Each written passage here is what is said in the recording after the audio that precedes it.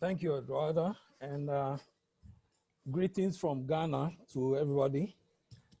Thanks for the opportunity to share the experiences from Ghana. We are grateful for this platform, the learning experiences we have had. We are very, very happy and grateful. Yeah, so this presentation is just going to share with participants the efforts Ghana is trying to make to set up its national qualifications framework. That is the national overarching framework. There is a framework in place at the TVET sector, but the nation is trying to put together a common framework, a composite one, for operation within the next 2 years. Can we go on, please? Yes, so this presentation will be looking at the general education system of Ghana, and we will look at the developments in the regulatory space. There are some regulatory agencies in Ghana which are going to be very important for the development and management of the national qualifications framework. So we are going to look at some happenings on that in that space. I'll look at the overview of the national TVET qualifications framework, and then set out the basis for the proposed national qualifications framework. Look at the objectives, the features of the framework, the governance option, the challenges, key priorities of the NQF roadmap, and then finally we'll look at the nation's response to the COVID. I'm having an echo. Hello? There is some echo, indeed. Yes. So could we, I don't know if... I think it's okay. It's okay now. Okay now? If I can go on. Yes, yes. Yeah, so then, Erica, can I have the next slide, please?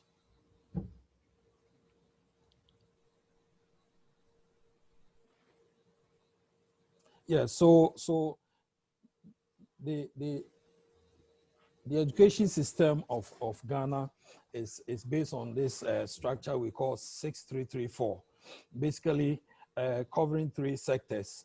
The basic education sector, where we have the 6 years of primary education, 3 years junior high, and then 3 years of post-basic, that is the secondary level, both at the general and then the technical and vocational areas, and then 4 years of university undergraduate education.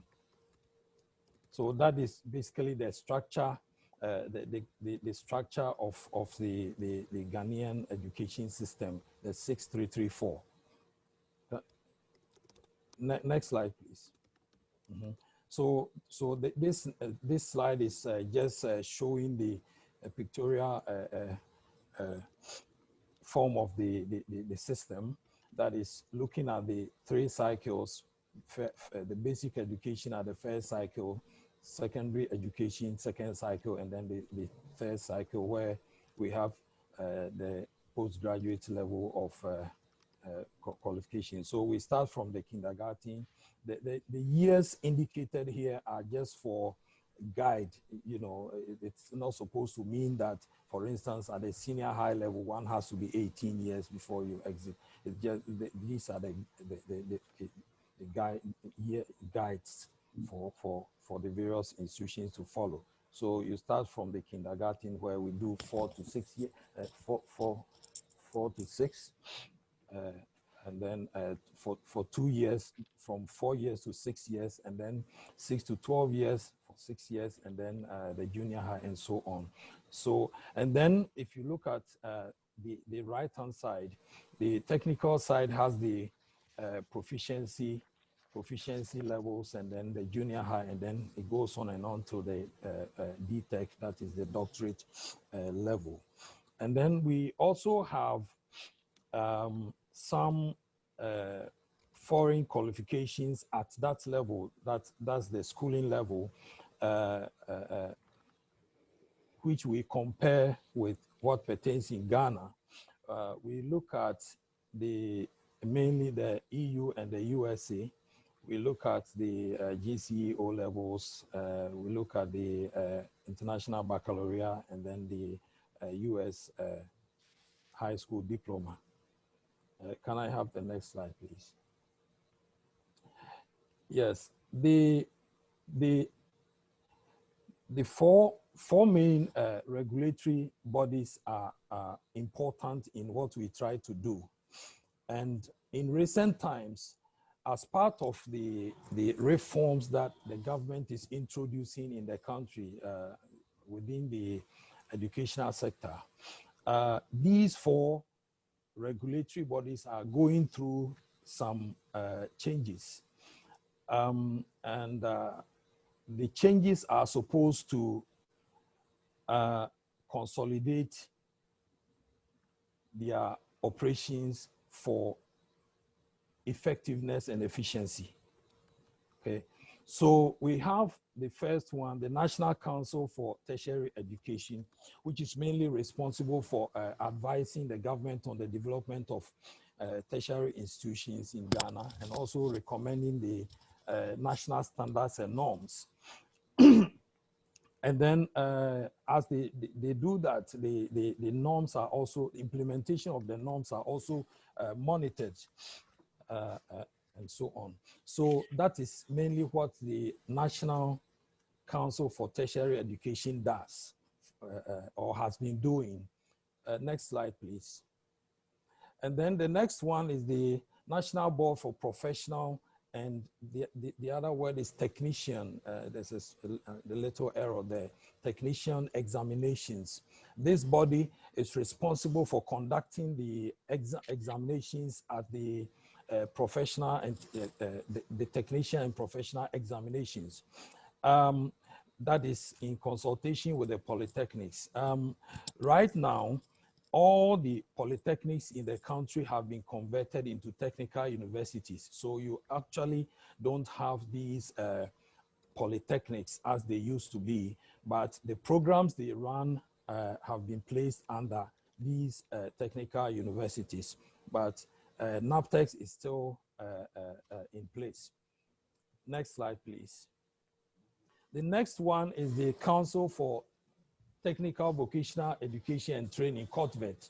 This body has been in charge of TVET, the coordination of all the TVET programs in the country, formulating policies for skills development across the broad spectrum of pre-tertiary and tertiary education, formal, informal, and non-formal. Next slide, please. The next one, which is my home, the National Accreditation Board, it's mandated to accredit both public and private universities as regards the contents and standards of their programs. The board also is mandated to establish or determine the equivalences of qualifications at all levels awarded by institutions in the country and elsewhere. The board also advises the government on the grant of charter to private institutions. In Ghana, private tertiary institutions at the university level are supposed to operate for a minimum of 10 years, after which they apply for presidential charter. So the board is responsible for advising the government on the grant of presidential charter to the private tertiary institutions. So before the charter, these institutions are placed under mentorship of public institutions. Next slide, please. So as part of the new arrangements and changes that are coming, the government has decided to merge the National Council on Tertiary Education, which is the policy wing of the regulatory space, to the National Accreditation Board in order to remove overlapping, functions and sometimes conflicts which arise as a result of these overlapping areas, so that there will be more efficiency in regulating the space. So National Accreditation Board, as I speak now, the law which set it up has been taken off and replaced by the Ghana Tertiary Education Commission, that is through an Act of Parliament, Act 1023. So this is the body which is going to manage the proposed national qualifications framework. The other body, the COTVET, which has been in charge of TVET programs in the country, is also merged with NAPTEX, the examinations body at the technical sector, so that the two bodies have now become the Commission for Technical and Vocational Education and Training. Next slide. So a quick overview of the National TVET Qualifications Framework. This framework has been in place for about 3 years now, and is currently being in operation and doing very well. Recently, or as at now, about 7,000 qualifications at that level have been awarded to learners as part of the implementation process. 7,000 candidates have been awarded qualifications based on the implementation of this framework. The framework has 8 levels. Level 1 being the National Proficiency 1, and then it goes up to level 8, the Doctorate in Technology. The qualifications, all qualifications registered on the framework have numerical credit values, which indicate the notional hours a learner or an apprentice would typically take to achieve and demonstrate the expected outcome. 1 credit is equivalent to 30 notional hours of learning. The levels of the qualifications framework within this sector are determined using level descriptors, clearly defined by outcomes, learning outcomes in terms of knowledge, skills, and attitudes. Yes, so this is the minimum accumulating credits per the level of qualification. Right now, as the qualification is being implemented, the qualifications which have been awarded have been up to the National Certificate 1. So the intention is to move all the way to the doctoral level. But right now, implementation has gotten up to National Certificate 1, and a total of 7,000 plus qualifications have been awarded within these 3 qualification levels.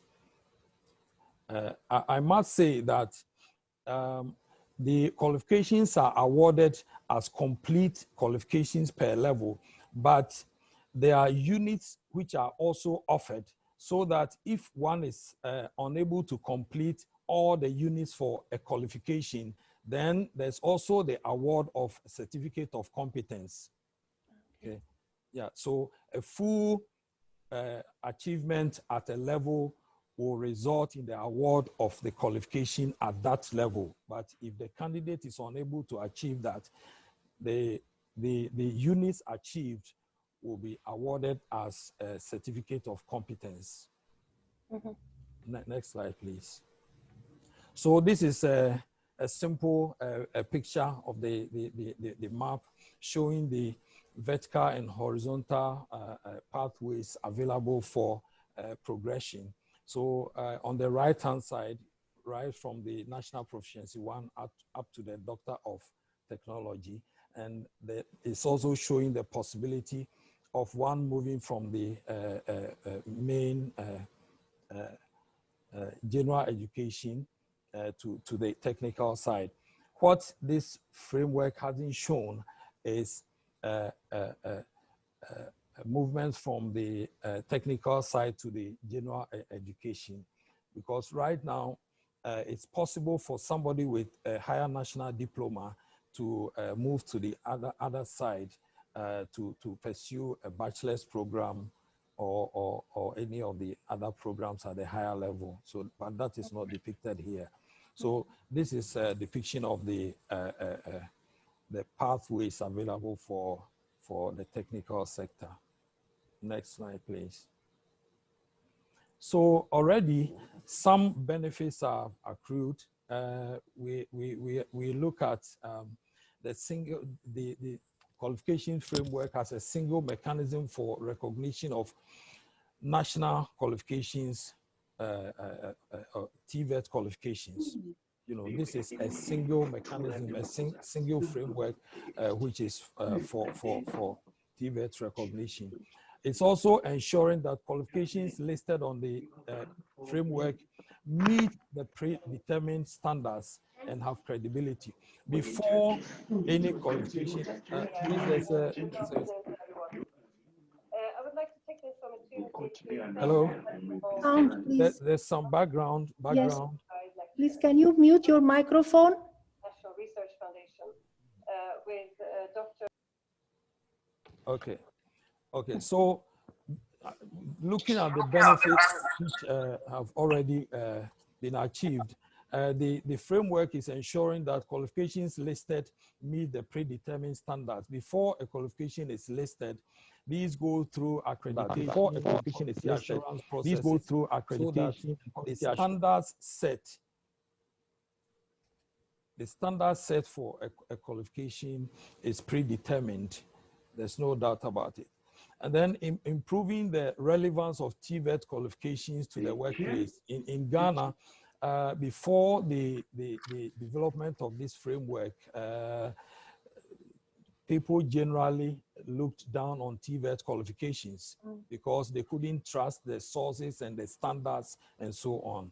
But these days, that's a thing of the past. TVET qualifications are recognized at the workplace. Supporting learner access to flexible pathways to TVET skills. So as shown in the previous slide, it is possible to move from the left to the right. That is main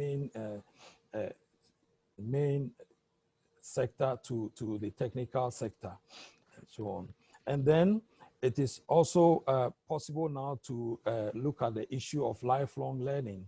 Right now, as part of processes, the implementation processes,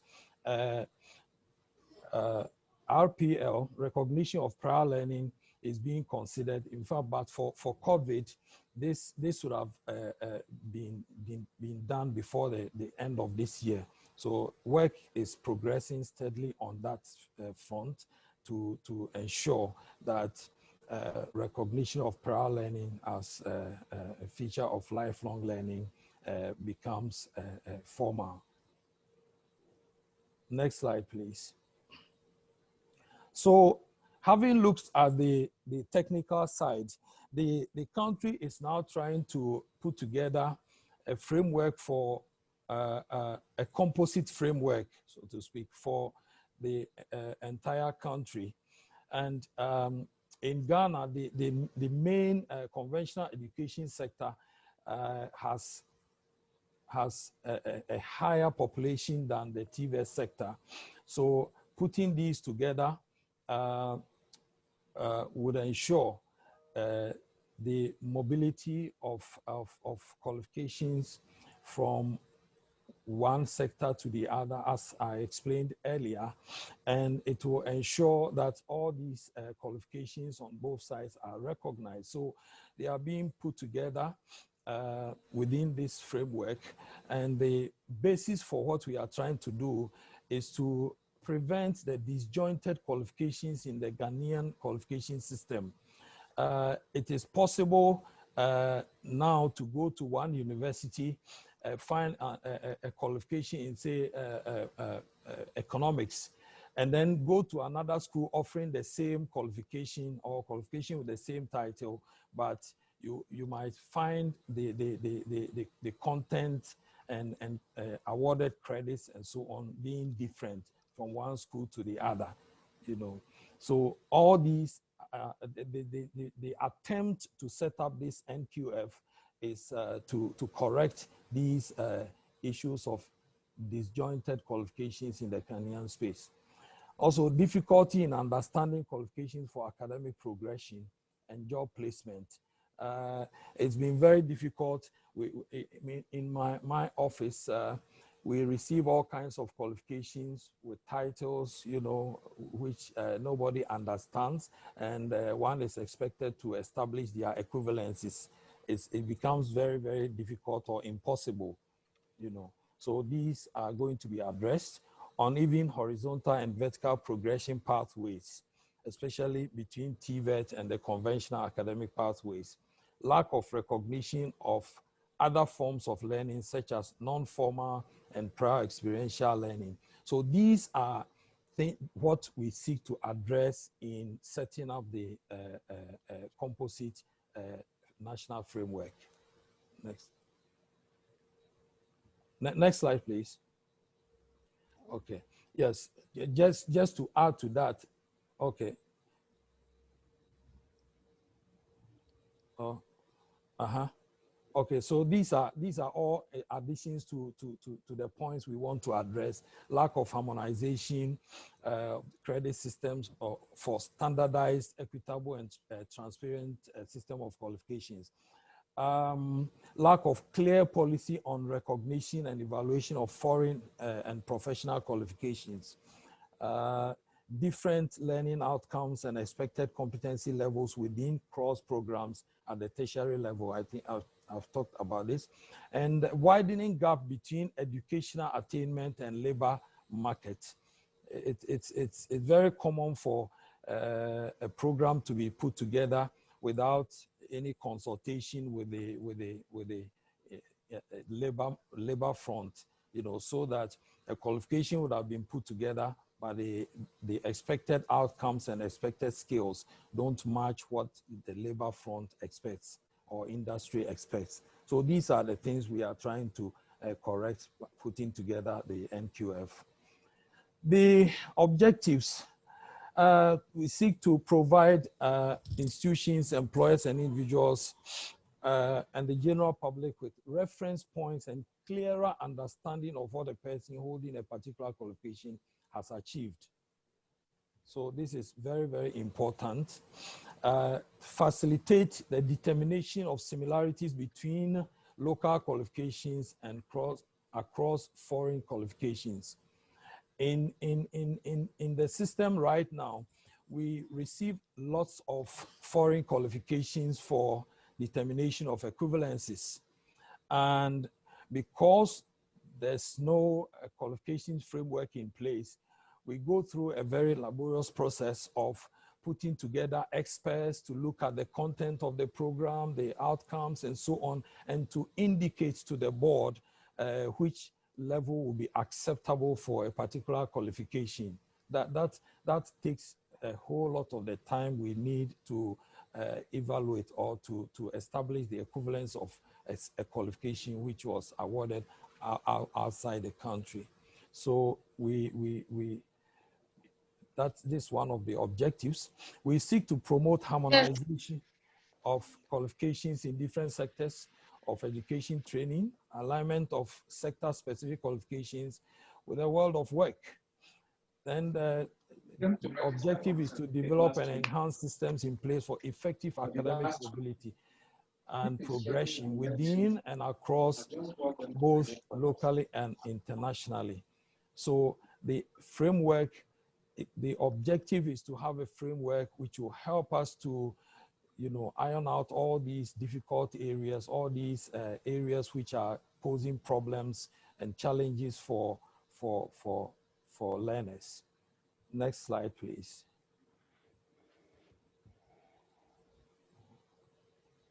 Okay, and then to facilitate national, regional, and continental, intercontinental mobility of labor, experts, and professionals, and then to promote quality in education and enhance people's confidence, both locally and internationally. Yes. Next slide, please.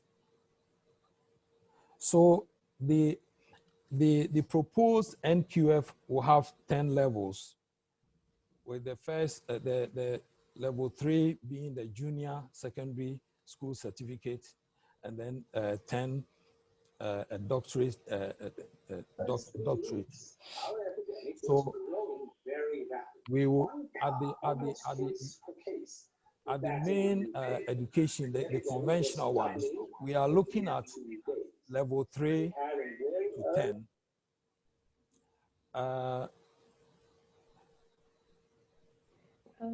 The background noise, please. Mm-hmm. I think it's better now again. Yes, okay. So we are looking at 10 levels from 1 to 10, which is the doctorate.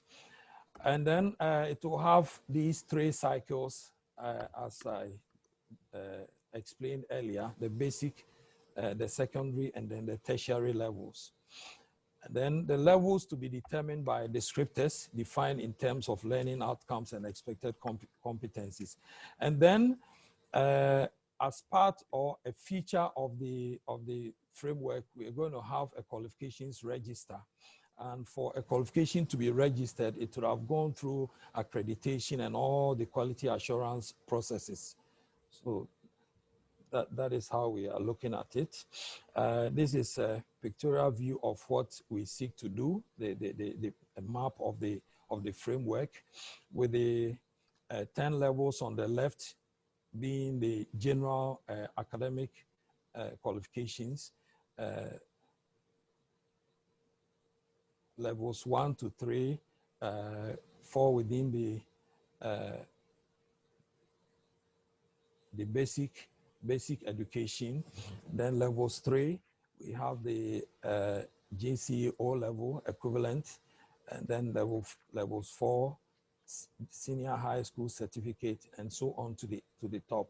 And then we have the proficiency 1, 2, and then certificates 1 and 2 on the technical side.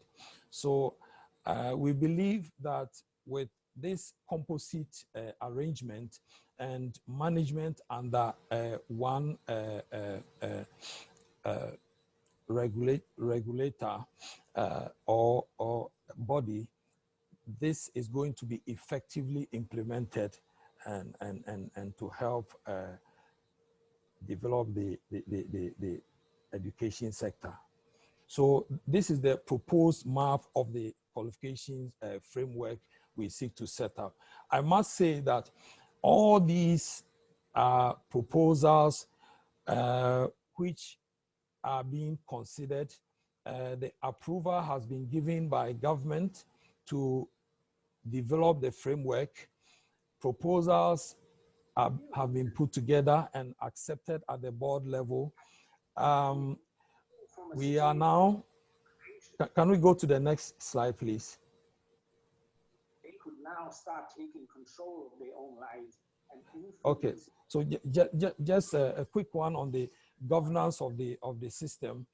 As I indicated, the Ghana Tertiary Education Commission, GTEC, will be the body that will be responsible for the management of the framework and the support, with the support from the Ministry of Education. Other important bodies which will come on board will be the Commission for TVET, the Ghana Education Service, the West African Examinations Council. These are expected to play major roles in the implementation and management of the framework. Next. Okay, so right now, what we seek to do is to find to find a consultant who would help with putting together the level descriptors and other aspects of the development of the NQF. So right now, that is a challenge. We don't have that.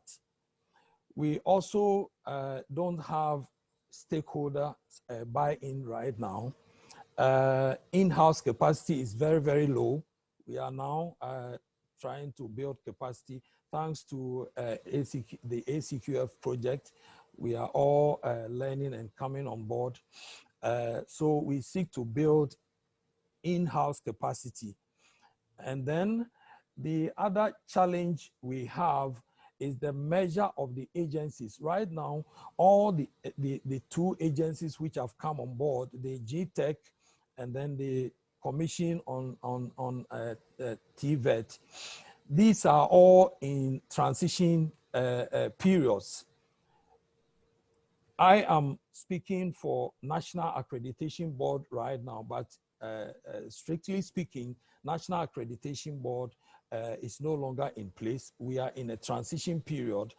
And because of that, some of the timelines we have set for ourselves are going to be affected because we had specific timelines for various phases of this development, but we are having to put some of them on hold as we await the constitution of new boards and councils and committees to manage the new bodies which have been set up. So as we go through these waiting periods and so on, work is going to be affected or delays are going to be introduced in the process of developing the framework. We are also looking at funding, and then we also think that the incident of COVID is going to have some effect on timelines set for what we had planned to do. Next, please. Next slide. Yes, so the key priorities of the NQF roadmap, we have the proposal in place. The proposal has been accepted by the board, the National Accreditation Board. We have now had legal support by that is under the new body which has been set up. The development of the qualifications framework has been captured clearly under the new act, but we are yet to have the legislative instrument for its operationalization.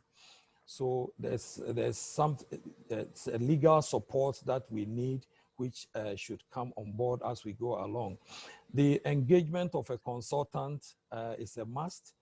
We are now looking for a consultant. I believe on this platform, we might have some assistance in that direction. Formation of a technical working group. So what the plan is that once a consultant has been appointed, then the technical working group will be put in place, and then the next steps will follow the multi-level stakeholder consultations, and as well as the working out the budget for the entire project. Next. Yeah, so basically that is an outline of what the new qualifications framework we seek to develop is about. But looking at the effect of COVID on the country, once the first case was came in on 12 March, a few days later, all institutions in the country were closed. So the closure of the institutions at all levels. And then at the tertiary level, almost every institution began to look for ways of introducing online technologies to facilitate teaching and learning. It's been difficult because depending on where an institution is located, network problems and new technologies being introduced have been very, very difficult. So, but some universities and tertiary institutions have been able to take up the challenge of teaching and learning within this period. There were measures put in place by the government for especially students at the senior secondary school to write their final examinations. That was very, very important for continuity. And so very, very, very serious measures were put in place. There were intensive public education on measures, preventive measures. All the such institutions, the secondary schools were disinfected. And then the PPEs were provided free. Every institution had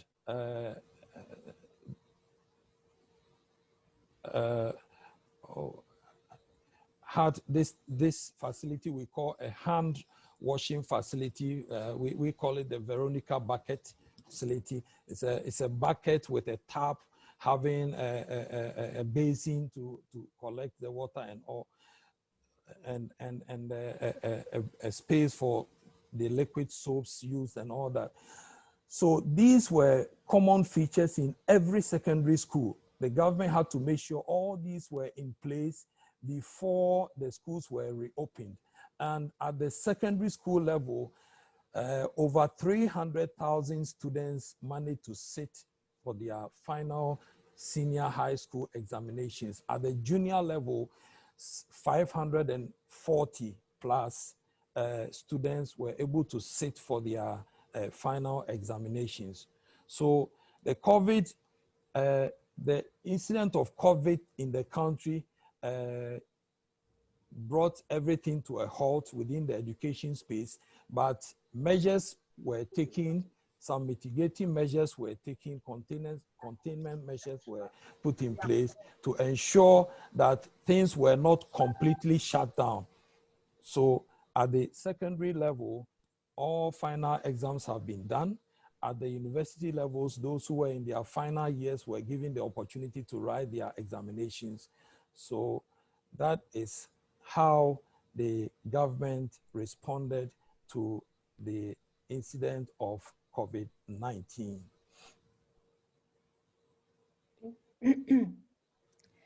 So just my final comment. We are just at the initial phase of developing a composite qualifications framework for the nation. We have taken into account the existence of the framework at the technical sector. We have learned and obtained lots of experience from participation in activities on this platform. What we seek to do, we have looked at lots of models on this platform. What we seek to do is not to copy any particular model, but to learn from all the experiences being shared. That is what we seek to do. And it is important for us to have in-house capacity for the management of this framework developed. So it is our wish that as we go along and continue to participate in the activities under this project, the assistance we need, that is by way of links to consultants and experts to help with the development of our framework, will be most welcome. Thank you very much for your attention.